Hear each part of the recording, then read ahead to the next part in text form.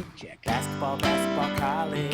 Basketball, basketball, college. Oh, is that time already? Whoa. Welcome into another episode of the Heat Check Hangout, your number one source for all things basketball, basketball, college. I'm your host, Brian Rauf, joined as always by my co-hosts, Connor Hope and Riley Davis. Today we are continuing our conference preview series, touching on the SEC. I know we're in the middle of college football season, so it feels about right, but you know we're just about a week out from the start of college basketball season, and the SEC, Connor is home to the reigning National Player of the Year, Oscar Tshiebwe, coming back for Kentucky. Expectations are high. I think the expectation is for Kentucky and Coach Cal to get back to the Final Four. Do you see Tshiebwe being able to lead them there? How are you looking at this Kentucky team? I like this Kentucky team. I think I have them in my top 5, top 6 entering the season. But what we saw last year is, like, Tshiebwe can't do it all by himself, right? Last year, Tshiebwe played well against St. Peter's. St. Peter's let Tshiebwe kill them and then stop everybody else on Kentucky. My issues with Kentucky, or my questions really, are the freshmen, can they step up? Antonio Reeves, can he be what he was at a mid-major level, at an SEC level? Is Jacob Toppin as improved as everybody says he is? Because I know he's looked good. He's looked good in the exhibitions that Kentucky's had this offseason, but does that translate into a regular season rotation? And then CJ Frederick, like, also, is he more than just the role player he was at Iowa? They probably don't need Frederick to be more than that role player he was at Iowa, but it would be a nice addition.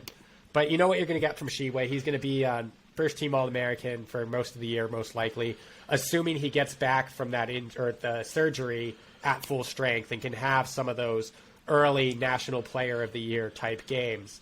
And then Xavier Wheeler, undersized guard, but as an offensive guard, as an offensive point guard, there's probably only 2 or 3 guys that are in the conversation as like pure floor generals with Xavier Wheeler. So I like the makeup of this roster. I think that their ceiling is incredibly high, but of the teams in the top 5 or 6, until you get to that Duke level, Kentucky has a lot more question marks in terms of their floor for me.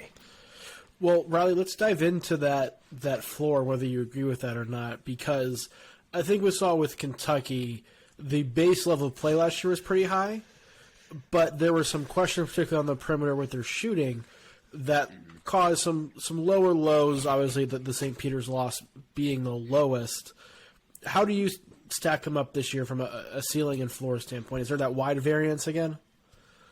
Yeah, I think I would probably disagree a little bit with Connor on that, in the sense that I think that bringing back the National Player of the Year just automatically gives you a pretty high floor, and I think the ceiling is still like national championship good. And I see the concerns with the shooting, and that's still my biggest question mark with them as well, especially losing Kellen Grady, who was pretty much like, was he their only knockdown shooter last year? I'm pretty sure the only one who, you know, as soon as the ball left his hands, you thought it was going in. And even seeing how poorly they shot down the stretch of the season when they went, I think they went 2-3 in their last 5 games when Kellen Grady was battling an injury, Ty Washington was battling an injury. And I want to say they shot something like 2 for 21 from 3 against Tennessee in the SEC tournament.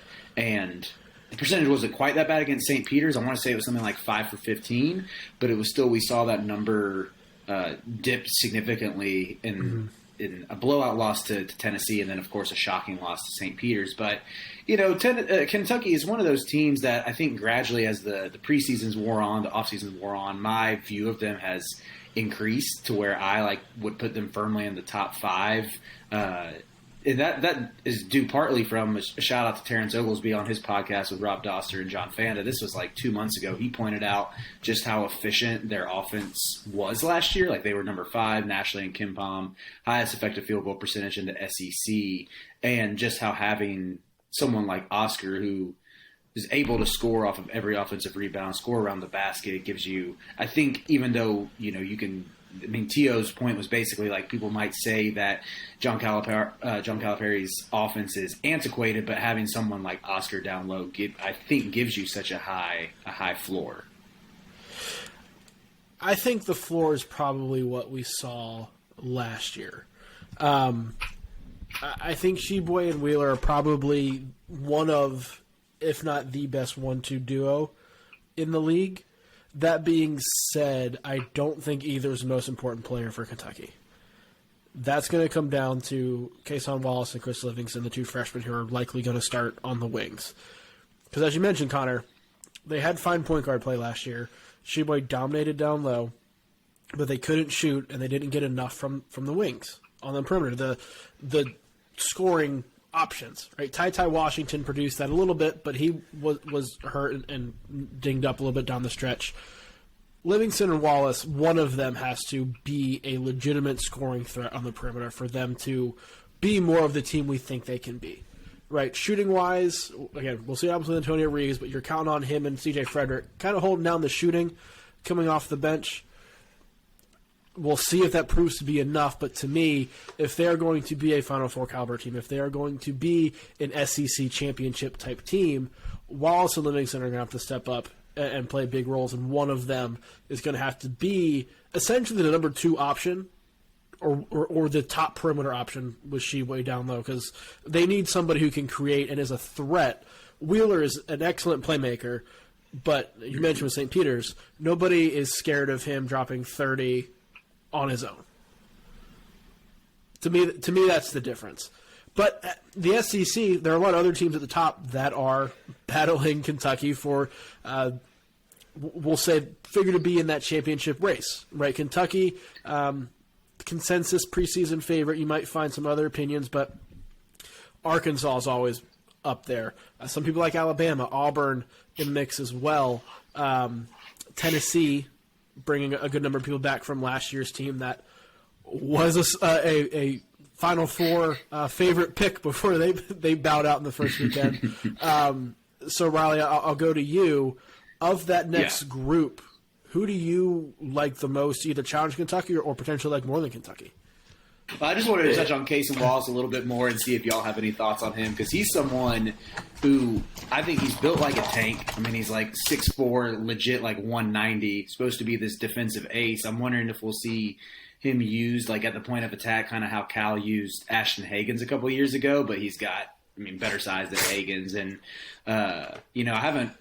I'm not entirely sure. I think there's still question marks about how good of a shooter he can be, but he's got enough in his bag to hit some pull-up jumpers, and there is like potential of him being a 3-level scorer there. And I would, when Brian said Sheboy and Severe Wheeler aren't like the 2 most important players on Kentucky, I'm like not quite ready to get there with Sheboy as far as thinking he's the most important, but I think Kason Wallace would be a close second. And yeah, I just wanted to see if y'all had any thoughts on him, or if you had a chance to watch much of him so far. I think if Kentucky breaks into that top 3, it will be because Kason Wallace exploded. Because I think we've seen – you talk about the floor of this year, bringing back the National Player of the Year.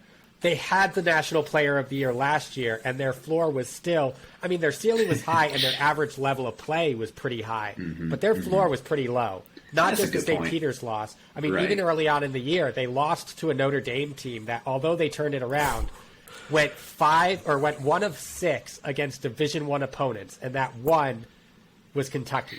So we're talking about a team from last year that had a pretty low floor.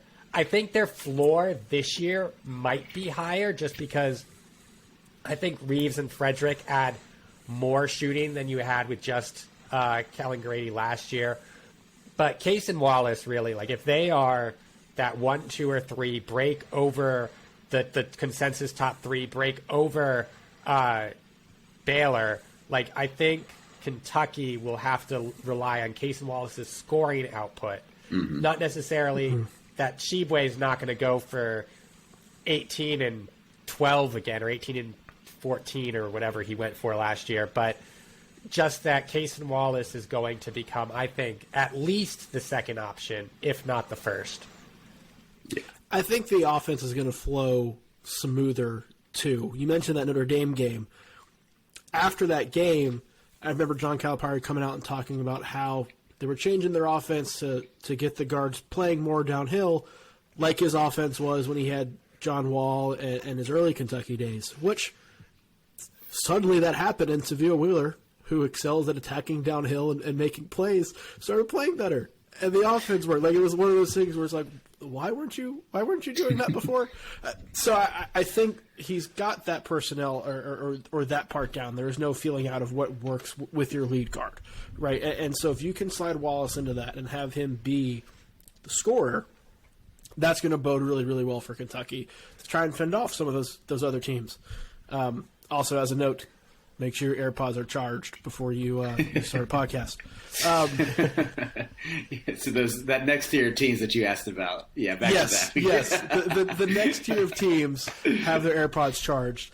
I want to go to Arkansas.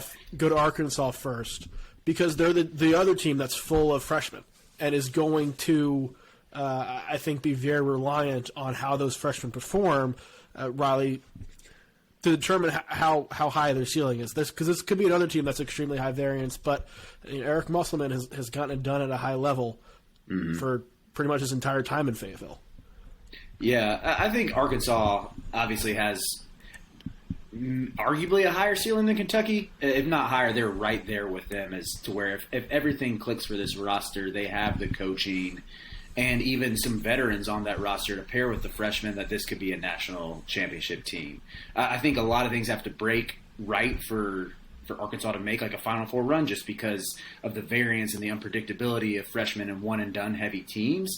But Nick Smith, one of the best guard prospects we've seen at the college level in years. I think I'm sure most of our listeners probably are familiar with his game. He's an unreal shot creator, crazy range, but beyond that, he also can pressure the rim and has just like dumb athleticism. Some of his like dunk highlights are pretty ridiculous. Jordan Walsh is he's kind of been, to me, sort of the dude who's flying under the radar because I think a lot of people are enamored with Anthony Black, who's this 6'8" ball handler. But Jordan Walsh, 6'7", 6'8" wing, who probably, I'm guessing, will play the 4 for them, and could see them even use him to facilitate the offense some like they used Jalen Williams in the past because Walsh is just a good cerebral player who's going to make smart passes. And then I'll also give a shout-out to Durham's finest, Ricky Council IV, which is like such a random dude who I think Arkansas fans probably even forget he's on the roster, but just a 6'6" wing who's super bouncy, has a little bit in his bag, a good enough three-point shot, and just looking last year at someone like Audish Tony, who came from a losing culture, a losing situation at Pitt, and Musselman was able to get the best out of him both as a 3-and-D wing. I think that precedent is working pretty well in Ricky Council's favor and just the success that Musselman has had with transfers. I mean, he's kind of the OG transfer whisperer over the past half decade or so. SEC podcast, so we're still taking shots at Pitt. I can't control myself, man. I can't help myself. Hey, that probably got a whole bitterness against them until UNC exercises the demons and runs them out of the gym this year. Connor, can Arkansas win the SEC this year? Yes, but I think my concern with Arkansas, more so than the last 2 years, is that if you look at the last 2 years, the two Elite Eight runs from Arkansas, those teams started out, they both had scrappy, transfer, want-to-prove-it guys. It took them a while to buy into the defense. And the offense for Musselman's generally, I think the offense might be improved this year just because they have more talent, like top-end talent. But it took them a while to buy in defensively. They struggled as they started playing tougher games in the middle of the year, December, January, and then they all bought in. What we've seen with teams that have a lot of star freshmen is that freshmen don't always buy in defensively. We've seen it, and granted, I don't think Mike Hopkins is a great coach, but we've seen it at Washington. We've seen it at a variety of other places where Texas bought in defensively, wasn't a great offense, but they didn't buy fully into Shaka Smart's defense, these top freshmen. I feel like Musselman is the guy that can get the freshmen to buy in defensively, but there's always going to be that question until I see it happen. Will these top freshmen that are looking to make a jump into the NBA, where scrappy defense isn't what gets you there, it's the flashy defensive plays and great offense, I should say, doesn't always get you there. You always have the Davion Mitchells of the world that get in because they have great offense paired with scrappy defense. But having all these freshmen that are going from AAU and high school settings to this team that's built on this just scrappy buy-in defensive culture, that's my biggest question mark. Not the talent, not the ceiling, not even really the floor, but just how good defensively are they going to be this year compared to the last 2 years without those kind of mid-major, I just want to prove that I belong type of players in the starting rotation. They have them on the bench, but really you have Devontae Davis.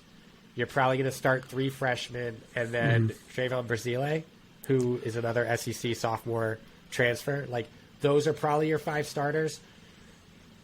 I don't know. We'll see. Yeah. I'm still very in. I have them as a top 10 team. I think they figure it out, but I want to see that happen before I fully buy into this Arkansas ceiling.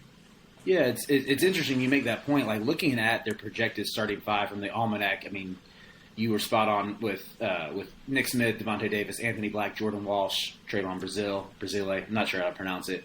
But if you look at the height, you got Nick Smith, 6'5", Devo Davis, who's 6'4", Anthony Black, 6'7", Jordan Walsh, 6'7", Brazile, 6'10". And I think from what I've seen, Brazile is pretty mobile as well, to where there's potential there to be able to switch 1 through 5. Like, you have the length, you have the measurables of what could be an elite defensive team, and Musselman's had success on that end of the floor. But I completely agree with Connor with just the variance you see from freshmen with how long it takes them to pick up the scheme or to even get on the same page with communication and, you know, calling out assignments, calling out screens, all that type of stuff, and figuring out the coverages. Here's the thing with Arkansas, though. They're going to have plenty of time, I think, for those freshmen to get up to speed. Looking at their schedule, their first, let's say, test is over a month into the season against Oklahoma. And Arkansas would be favored pretty heavily, I think, against Oklahoma. Then you get into the start of the SEC play at the end of December. They start out with an LSU team that we'll touch on a little bit, but we don't know much about how they're going to look. Missouri, who we'll touch on towards the end because they're going to stink.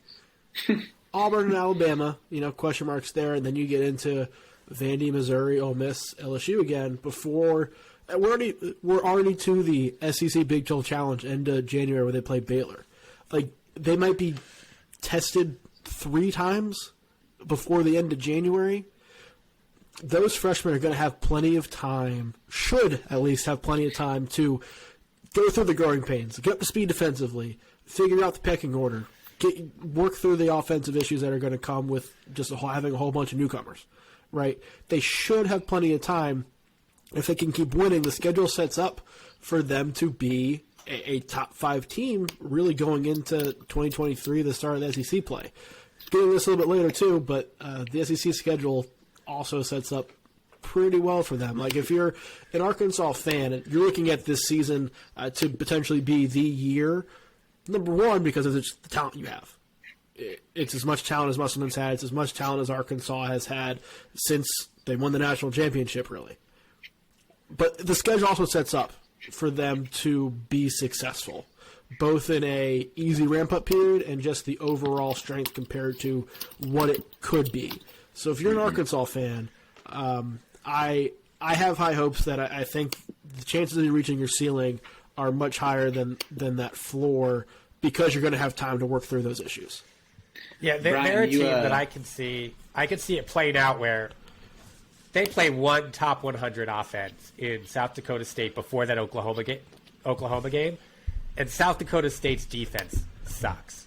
So I could see them go undefeated, get smacked in the mouth by Oklahoma. Not because they're not as good as Oklahoma, but just because Oklahoma is going to be the first really good, balanced team they face that year, and it's not at home. It's on a neutral floor. Then their first SEC game is LSU, at LSU. They have the home Missouri game, and then they play at Auburn. Like, I could see them having 3 losses at the end of that stretch, but people being really down on them because they'll have 3 losses in 5 games. But then they use that home game against Alabama. They use that stretch of Vanderbilt, Missouri, Mississippi, the home game against LSU to really ramp up and then put on a really good show against that Baylor team, win or lose, where all of a sudden we're buying into Arkansas again in like the matter of 2 weeks. Like I could see that, again, that middle of the season, late December through early January, they're going to get smacked in the mouth. We're going to be down on them. And then they're going to say, no, we're buying in. We're going to win all these games. We're going to finish up with Kentucky at home. Yep. Very winnable game. I gotta, and then all of a sudden, end of January, early February is when those Musselman teams hit their stride. Right. So that would be very on brand. hold on, now. I gotta point out something that you might have neglected. They play in Maui this year. They're going to get some tests there because I was looking through their schedule and I noticed Louisville and I was like, oh, classic Musselman. Like, look, I scheduled a power conference opponent and it's like terrible Louisville with no guards, but that's in Maui. So I can't remember exactly how the bracket shakes out, but they should see some good teams down there. I did overlook that. they would play the winner of Texas Tech and Creighton. Oh, that so Creighton, that's gonna be a Arkansas test. Creighton would be a big prove-it game for both teams. For sure. Yes. I think Creighton's experience would probably win out. And then they play the loser. But Nick Smith literally might hit 7 or 8 threes on those soft Maui rims. Can't overlook that. That's true. And we might all leave that. We might all All of leave this to Maui say thinking, San Diego State's going to win the Maui, but Yeah. I'm chalking that up as to why I did not realize or remember that Arkansas was in Maui, because whenever I hear Maui, I just think San Diego State's winning it. Nah, Yeah, man, we San can Diego leave. State's winning We it. can leave Maui thinking Nick Smith is the front runner for National Player of the Year. I feel like he's going to absolutely show out in that tournament. Hey, a Arkansas San Diego State title game With Bill would be Walton a on lot the of call. fun. Bill Walton on the call. The amount of size and length in that game too would be intense. Yeah. But anyway, let's move on. I want to make sure we touch on Tennessee as well, because they are the other team that I think is in this tier. You can argue for some others. We'll get to them in a second. But Tennessee returns a lot of guys, Connor, from, again, highly ranked team last year that a lot of people had high hopes for going into the NCAA tournament. Fell short, as Rick Barnes teams tend to do. But bring a lot of guys back, very talented, are in this group of legitimate contenders. How do you think they stack up to Kentucky and Arkansas? I would include them in the next tier. Like, I have Kentucky, Arkansas right there. Tennessee, Okay. I have in that next tier with the other two teams. I just don't see them scoring. Like, I see them going, as Rick Barnes teams tend to do. Last year, a little bit different, but like, this team is just, they are not the team that I trust to score of these kind of 5 teams in the first 2 to 3 tiers. Like, they're the team that's going to have to rely on their defense pretty heavily. And they have some scorers, but like, I just don't know. Like, it's so tough to trust Rick Barnes' Tennessee teams, and when you don't really have the top end talent that you've had in the past few years, and now you just have, like, I don't know, who's the top option for Tennessee? Is it 5'9" Zakai Ziegler? Is it 6'3" Santiago Vescovi? Like, is it the man with 2 first names and Josiah Jordan James? Like, who is the top option? I think they need Vescovi to be. And he was at times last year, but they also had other guys to take some of the pressure off of him, Kennedy Chandler being the main one in particular. Josiah Jordan James, I think, shows flashes, but can be inconsistent offensively. And I think that's going to summarize this Tennessee team as a whole. I think they'll have games where they look fine. They also played that game against Texas Tech, the Jimmy V Classic last year, where nobody scored for like 13 minutes, and it was the worst basketball I've ever watched. Like, I don't know if we'll go that far with this Tennessee team, but I do think there will be games where the Tennessee football team will have scored more points than the Tennessee basketball team. Absolutely. I think they'll be fine. I think they're a top 25 team, top 20 team, no doubt. But, Riley, I do think there are some issues that Connor's point, I think, have them, to me, as a clear 3 behind Kentucky and Arkansas. I actually would have them number 2. I think in my preseason top 25, I have them ranked either 6th or 7th. I'm just in on the Vols. I'm in on the Vols most years. Something about that defense always compels me and just makes me think that, like, okay, this is the year where Rick Barnes is finally going to get over the hump. And I think, like, Zakai Ziegler is one of those dudes who just was an absolute terror who came out of nowhere last year. Like, one of the best on-ball defenders in the league. Shot really well, I'm not going to say really well, but shot better down the stretch of the season, finished shooting 35% from 3 on the year. And just with him a year under the system, we see, that sophomore leap, and especially for point guards, I think that tends to be a huge stage of growth heading into year 2, where he knows the system. I think he's going to have the ball in his hands a lot, and he's got a little more untapped upside to pair alongside your known commodity with Santi Vescovi and what he's shown over the course of his career. And even the way that, like, I would say Vescovi developed under Barnes, where if you remember his freshman year when he got off the plane from Uruguay and played against LSU the next day, and the games that followed, he was a turnover machine. And I thought that he was just always going to be a bench guard, but, I mean, Barnes really helped him develop into a first-team all-SEC guy last season. And I think, I'm not going to say Ziegler's going to make 20 guys make the SEC first team. So Ziegler might have a chance. But it would. Yeah. I would think he has a great chance to make one of the all-conference teams. And plus, I just think Josiah Jordan, our guy with 2 first names, like Triple J, that dude is just an absolute game changer on defense who can take out your best wing scorer. He always ranks in the top 20 of the SEC in both the steal and the block rate. It's crazy that they went from Yves Pons to Josiah Jordan James and have just like had 2 of the better defenders in college for what's going to end up being like 7 years. Yeah. For me, it's less about their talent, because they could very well be the best team on any given night. It's, can they avoid putting up too many duds to actually compete for the regular season title? And to me, that's a no. Like, I don't feel like they're going to avoid putting up 4 or 5 duds, and they might win 1 or 2 of those. But you're thinking of a 53-52 game against Ole Miss in February or something, right? Exactly. I think that's the thing. Like, we could see Tennessee beat Kentucky pretty handily, and none of us really bat an eye. I think we could also see them lose that game to Ole Miss, and nobody really bat an eye either, right? I wouldn't expect the Ole Miss thing to be common for them, but I do think that they have a couple of those in them, and we've seen that throughout the past couple of years. This next tier, Alabama and Auburn, I think fall in that category as well, where you have established coaches, play certain systems. There's talent there, but in Alabama's case, we're a little disappointing last year. Auburn obviously loses Jabari Smith, Walker Kessler, bring back some experienced but guards that have some questions about being able to carry the load, Riley. Of those 2, Alabama and Auburn, I think the ceiling for both is very high, but I also think we could see more struggles. Which one do you trust more to hit their ceiling? I'm way more in on Alabama. I think Alabama, they have the guard depth that they need for Nate Oates' up-tempo system.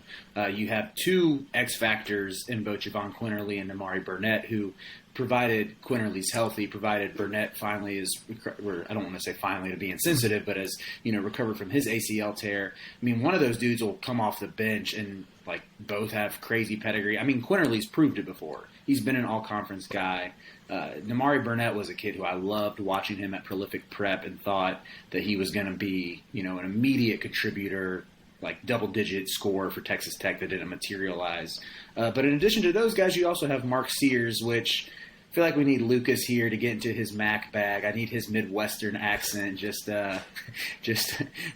heaping the praise upon Mark Sears. But, Sears is someone who I think has a good build, terrific shooter who just like cooked out of pick and roll last year at Ohio, and I think Oates is going to let him do the same. My only question is can he create separation in the SEC? Because a lot of his shots at Ohio came off the bounce. He did a lot off the dribble, and I wonder if he can separate from SEC defenders the same way.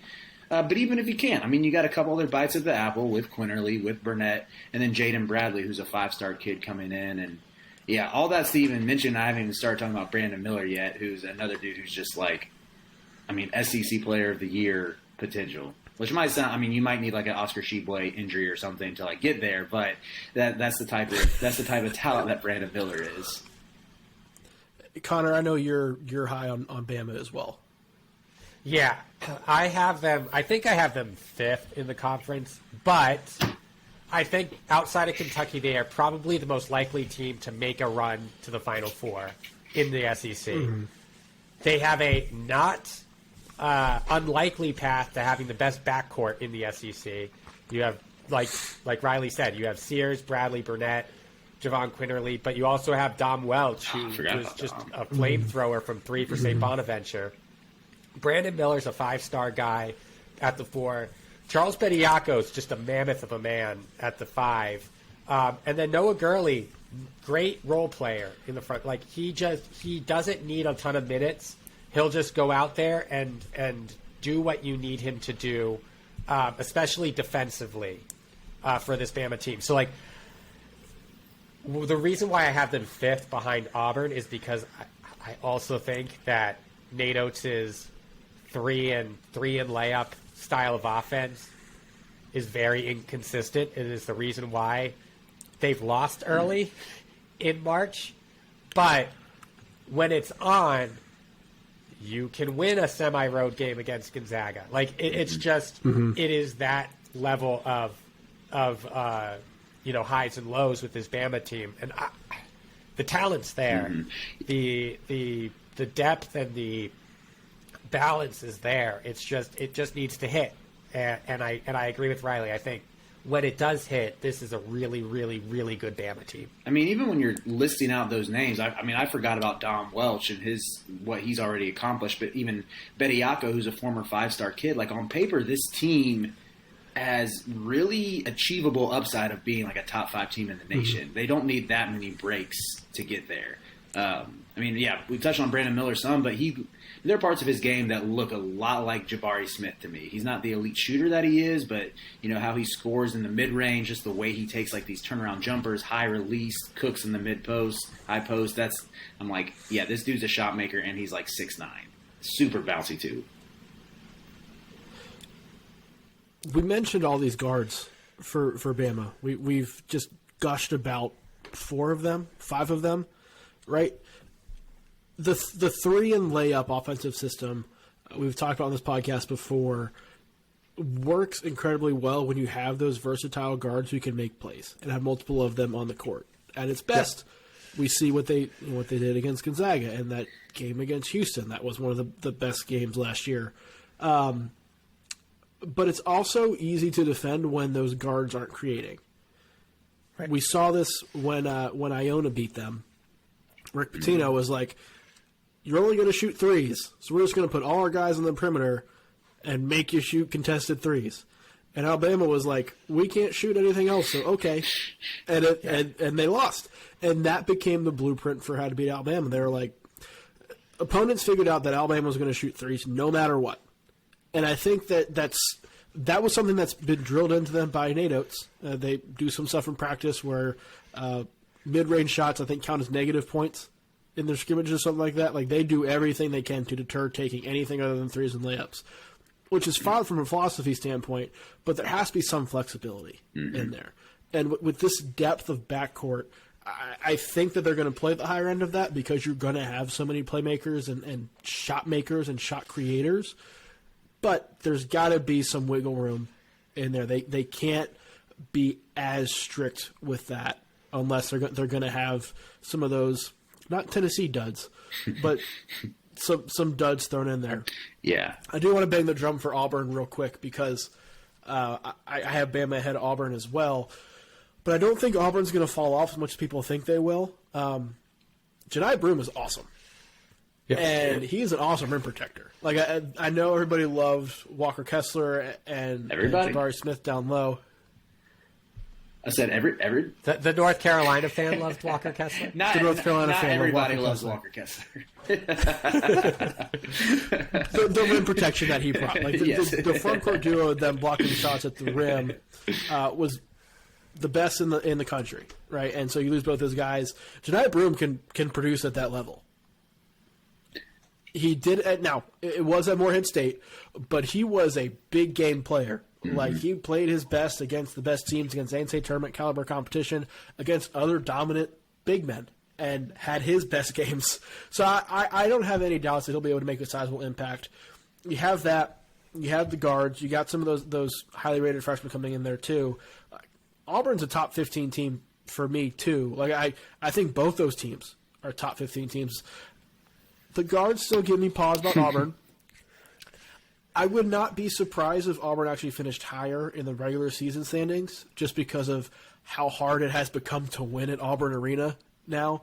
Like, that place is just wild, and SEC teams don't want to go in there because with that crowd, it just takes one KD Johnson 3, and the next thing you know, it was a 15-0 run before you've had a chance to blink. But I think Alabama is the better team and will be throughout the course of the season. Yeah, I view Auburn kind of the opposite of Alabama. I think they're going to do better in the regular season, as you said. Wendell Green and Katie Johnson do their best poor man's impression of Caleb Love and RJ Davis. They have more lows than highs, which you don't like to see. Johan Traore, Janai Broome, like, they're not great front court. Walker Kessler. They're not Walker Kessler and Jabari Smith, but they are a really good front court. Right. The wing is the question. Is it Chance Westry? Does Alan Flanagan reemerge? That's the question. That's going to determine how good Auburn is, I feel like. But I'm done doubting Bruce Pearl. I just can't do it. Like, he just finds ways to win now, and so until he doesn't, I'm going to still view them as a top 5 team in the SEC every year, unless, like, something dramatic happens to their roster. Yeah, Connor, that's the same dilemma I've ran into, like, trying to be low on this Auburn team, and I am lower than them in years past. And I mean, kind of for the past few years, they've just been a team that I've penciled in to the top 25 pretty much year in, year out. Again, even going back to 2019, the way that team turned into like an absolute murder machine en route to the Final Four. Like you said, I was done doubting Bruce Pearl after that. And even seeing some of the ways the analytics have them projected for this upcoming year, where Ken Palm has them at 15. I think Torvik has them at 20. Evan Miyakawa has them at 14. That's where it's not just, the AP voters or the heat check voters. ALMANAC voters have viewed them as a top 25 team. The computers have as well. But I think where the doubt comes in with why I want to doubt Bruce Pearl, even though I know I shouldn't, is just three-point shooting, with that being something that's been a staple of his team, and looking at the guys they have coming back. Wendell Green shot 31.7%, Katie Johnson 29%, Janai Broome 0%, Alan Flanagan 20.5% from last year. And then, with Traore, I know at least when Pearl talked to Rob Doster for the Almanac, he called Johan Traore, again, I might be butchering the pronunciation. Traore, I know he's French, but I won't try my French accent on here. But Bruce Pearl called Johan. He called him like a prototypical Bruce Pearl. Like he referred to himself as the third person, like for the Almanac, and said he's a Bruce Pearl face up, inside out guy. And like his high school tape, you see some of that face up skill. But I watched a little bit of that, the foreign tour games from Auburn, just highlights, and I didn't see like a ton of facing up from Johan Traore. And so that's what I'm most intrigued by. Like, how does Pearl use him, and can he get enough consistency from his perimeter players from beyond the arc to where you're going to be able to do his small ball attack effectively? One thing from that foreign tour, too, they used Janai Broome a lot as a high post passer, and it was beautiful. That's going to be a problem for a lot of teams if they can't match him up there. I'm in on Janai Broome as well. I'm with you, dude. He's a beast. Yeah. I think there are 3 other teams in the SEC that have realistic NCAA tournament chances. There are varying degrees of realistic. But Florida, Texas A&M, and LSU, I think, are all teams that will be somewhat disappointed if they don't make the tournament this year. LSU fans may understand, considering there was a point where they did not have a scholarship player on the roster this offseason. But expectations for those programs are to play in a postseason of some kind, Connor. Florida seems to be the consensus of those three.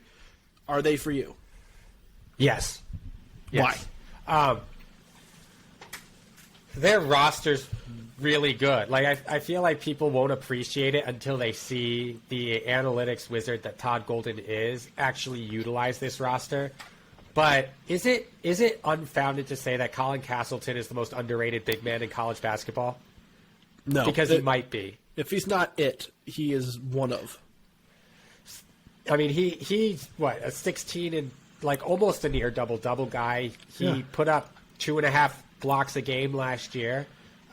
Shoots like 55% from the floor, which for a big man's not incredibly high, but you know what he does defensively, I think, was only overshadowed because you had Shibwe and Kessler in the same conference as him last year. Kyle Lofton, one of the best grad transfers in the country, coming in to run the point for them. Mm-hmm. I really like what you get with Will Richard and Alex Fudge. Fudge coming in from LSU, transition shouldn't be that crazy. Will Richard obviously from Belmont, so you have to see whether or not he can make that jump. Mm-hmm. But Golden puts his teams in positions to win. Yeah. What's held him back is talent. Like, that's the one thing that's held Todd Golden back. He coached, and granted, it's one coach, but he coached against Mark Few better than any other coach not named Randy Bennett during his years at San Francisco. Mm-hmm. He just got out-talented by Gonzaga. But if he was given a different roster, he might win a majority of those games. Like, that is how good a coach Todd Golden is from an X's and O's standpoint. I was down because I didn't think they'd have the roster to support it. But you bring back Reeves, you bring back Jones, you add Richard, Fudge, Lofton, you have Colin Castleton as your 5-man, your star player. Like, that is a really good roster. And while it might not be as good from a ceiling perspective as the first 5 we discussed, like, I think that of all the other coaches in this conference, the one who's going to maximize his talent the most is Todd Golden. And that's why I have Florida as my final top 25 team out of the SEC. They're the sleeper. They're the sleeper in the league. Yeah, I mean, I was gonna if you turn it over to me, this is for Eli. You can clip this. About to do a little gator chomp out here. Because I'm all in on this. I'm all in on this Florida team, and I think with what Connor has to say about Todd Golden as our local WCC expert is just fueling my confidence in them. I think he mentioned Alex Fudge. I don't think I've ever loved a 3-point per game scorer as much as I love Alex Fudge. He's the best 3-point per game scorer in the country, just because of he's 6'9", can play the 3 and the 4, great defensive instincts. He's going to provide rim protection. He's going to get steals. Good athlete too, and Kawasi Reeves, that other sort of breakout potential guy along the wing. And our Canadian correspondent Eric Fawcett, he did a nice little video compilation of Kawasi Reeves down the stretch, highlighting his shot making. If you search Kawasi Reeves on Twitter, look at videos, you'll find it. And it's got a good high release, and just I think in year 2 can give this Florida team the scoring punch that they need. So I'm all in on the Gators. I have them ranked above Auburn right now for my SEC rankings, but so yeah, they're more than just a sleeper for me. I think they have an outside shot at like a top 2 or 3 finish. So yeah, I think Florida's a clear shot there. A&M, solid team, I think should make the tournament with the amount they have returning. The question is just how improved is that offense, if it's improved at all. They have that identity under Buzz Williams being really good defensively, very poor offensively. If they can find enough, they'll be no problem. And then LSU is going to answer the question, what would happen if Murray State played in the SEC? Because Matt McMahon came over from Murray State, now a 30-win Murray State team last year, basically brought his whole roster with him. It's not a bad thing, But I be a lot of jumps competition for guys playing in it for LSU this season. I think the Mississippi schools are just absolute wild cards in the SEC this year. Kermit Davis needs to win at Ole Miss this year. He has some talent, but has largely underperformed, I'd say, throughout his tenure, or not met expectations compared to what fans and pundits like us thought. Mississippi State turned the page on the Ben Howland era, brought in Chris Jans from Mexico State. Really good hire, really good fit. I think that's going to work out really well long term. But there are some questions about the talent that is on that roster. I could see either of these teams kind of finishing up in that 6 to 7 range, depending on what happens with Florida A&M, LSU, and if the bottom falls out on Bama or Auburn, something like that. But I could also see either of them drop down into like the bottom 3 of the conference if things all break the wrong way, Riley. Do you have confidence in either, or who do you have more confidence in? I don't know why. I just want to put some blind faith in Kermit Davis this year because on paper, I like some of the talent of Ole Miss. Brian, I know you are the Sun Belt guy after your work for the ALMANAC. No one within Heat Check loves the Sun Belt more than you. Baby. Yeah, you are our Sun Belt expert. And they bring in Theo Akuba from Louisiana, who's not your typical Sun Belt transfer big like a Norshad Omie who's at Miami now, who's 6'7". Theo Akuba is a legit 6'11". Like, he's got that SEC caliber size. I know he led the Sun Belt in blocks, was the Defensive Player of the Year 2 years ago. Not sure if he repeated, but they have him, and they have Jamin Brakefield, a Duke defector, who was a guy who I really liked his shot making coming out of high school. Came from Huntington Prep and showed flashes of it during that really weird COVID year when Duke missed the tournament. There were times where I think he got benched at points for his defense, but good shooter and had a little bit of craft to his game. And, they also have Matthew Morrell, who's an IMG kid, former 5-star recruit, who's a really good shooter. Also was really streaky last year, but maybe coming into his junior year, he starts to develop some of that consistency. So Ole Miss is one of those teams where I know Doster was pretty high on them in the Almanac, and even chatting with him, he was gassing them up to me, saying like, "Yeah, you should be in on this Ole Miss team." So I'm not ready to say that they'll be anything more than like a bubble team, but yeah, I definitely believe in them more than Mississippi State, and maybe even more than LSU as well. Yeah. Connor, which one would you take? I would take Ole Miss just because I feel like Chris Jans is a guy who can turn Mississippi State around really quickly. I don't know if the talent he's bringing in can quite do that. And I don't think they have the three-point shooting to overcome the talent discrepancies. Like, they can't just shoot themselves out of games. With Ole Miss, they might have the most middle-of-the-road shooters of any. Like, their shooters aren't great, but their shooters aren't bad. They just have shooters that Eli, shoot. Like, that.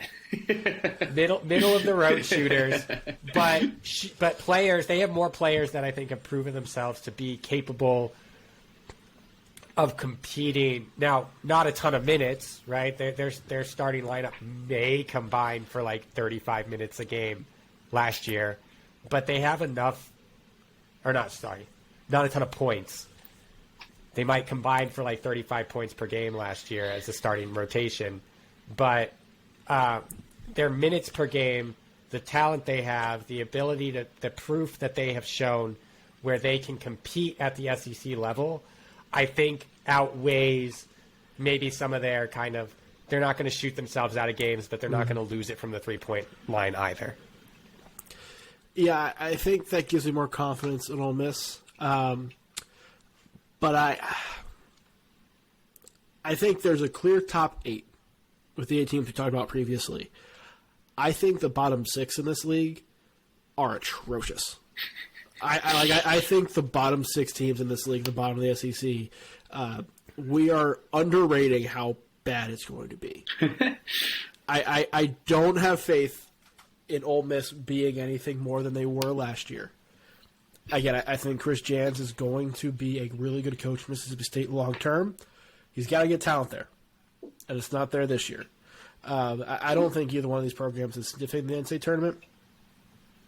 We'll transition into the rest of the bottom of the league, but like Georgia might have the worst coach in the conference in Mike White. Like, there's a reason he left Florida of his own on his own to go to a team that had been the bottom of the league and doesn't have a lot of talent. Vanderbilt lost an all-SEC player and was towards the bottom of the league with him. Like, I don't think they're getting much better. Missouri's hitting the reset button. We don't know how good of a coach Dennis Gates is at this level. They did fine at Cleveland State, but we'll see there, and that's a team that needs talent. South Carolina, same kind of deal. We'll see what Lamont Paris does at this level. Landed GZ Jackson, but there are some questions about him and the overall talent on that roster as well. Like, I'll lump almost Mississippi State in here. The bottom of the SEC is bad. Is very, very bad. And I don't have confidence in anybody in this group. Not even your Gamecocks? You got your, for the people who are just listening. I'm wearing my South Carolina Forever TV shirt. I'll give a bold prediction. I know we're going to do that later. I think South Carolina finishes 10th in the SEC. That is bold. Maybe 9th, but 10th.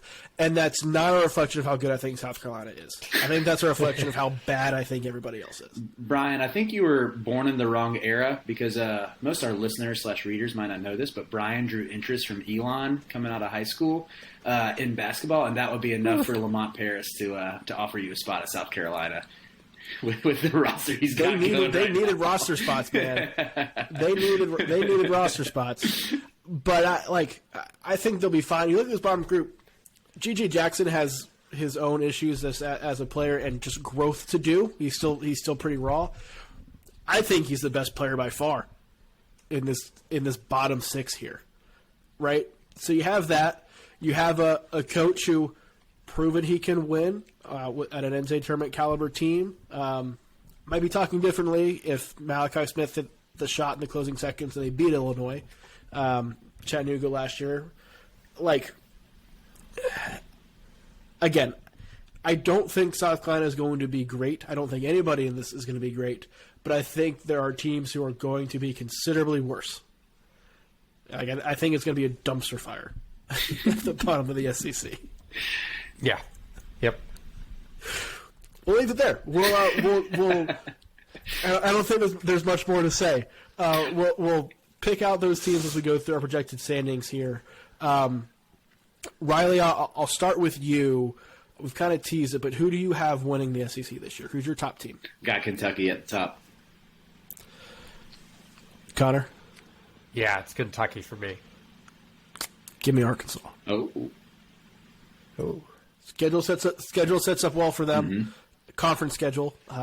Maui obviously is going to be tough, but they don't face much outside of that. It's going to give those freshmen time to get into it. The talent's going to be there. And Connor, we brought it up before. They're not really going to face many tough tests until they get to late January, early February, when Eric Musselman teams hit their stride. And with as much talent as this group has, I think if they can get there with 2 or 3 losses, I think that they put on some dominant performances the rest of the way. So I'll go with them. I have Kentucky too. I don't think there's much issues there, and we kind of talked about it. You both have Arkansas too? I have Tennessee too. Arkansas 3. Oh, that's right. I have Arkansas too. Tennessee 2 for Riley. Does anybody else have? So I have Tennessee. Actually, I do not have Tennessee 3. We'll round at our top 5s. So Riley, what's your top 5? Then after Tennessee at 2, Tennessee at 2, Arkansas 3, Alabama 4, and Florida 5. Does that mean you go Auburn 6? Yep, Auburn 6. Auburn 6. Connor? I have Kentucky 1, Arkansas 2, Auburn 3, Alabama 4, Tennessee 5, Florida 6. Wow, very low. Arkansas 1. Yeah. I have Tennessee 5th. Wow, both of you got them 5th. I do the same. I go I go Arkansas 1, Kentucky 2, Bama 3, Auburn 4, Tennessee 5, although I have all of them in my top 20. I'll go Florida 6, and Florida I have 25th. I have Florida in top 25 as well. I think the top of this league is going to be really good. Kind of countering to the bottom of the league. I'll put A&M ahead of LSU. Actually, no. I read that wrong. I have LSU 7th ahead of A&M. I don't trust A&M's offense. I trust McMahon enough to where I think those run out the 8. And I think all 8 make the tournament. So LSU gets in. Yeah. That to me seems like the biggest uncertainty for. Yeah. Yeah. Well, if we're following Scott Drew's model and 128 teams get in, I would hope LSU got in. Mm-hmm. So from there, I think Ole Miss finishes 9. I think South Carolina finishes 10. Mississippi State finishes 11. I'll go Vandy 12, Missouri 13, and Georgia 14. Yeah, for me, I have A&M 7th, Ole Miss 8th. Don't feel great about it, but I want to be in. LSU 9, which that's where I'm not feeling great. Where maybe I just am not giving enough credit to those Murray State guys and what they accomplished. Yet at the same time, there's just part of me that's not really that excited to watch Murray State compete in the SEC. I don't know if that's going to work. But then I have Mizzou at 10. That could be too much three-man weave propaganda, but Isaiah Mosley is a Hoover. Old man game, 50, 40, 90 guy, who played really well against Oklahoma and then IT. So he has a one-game sample size of ball it out against Power 5 opponents.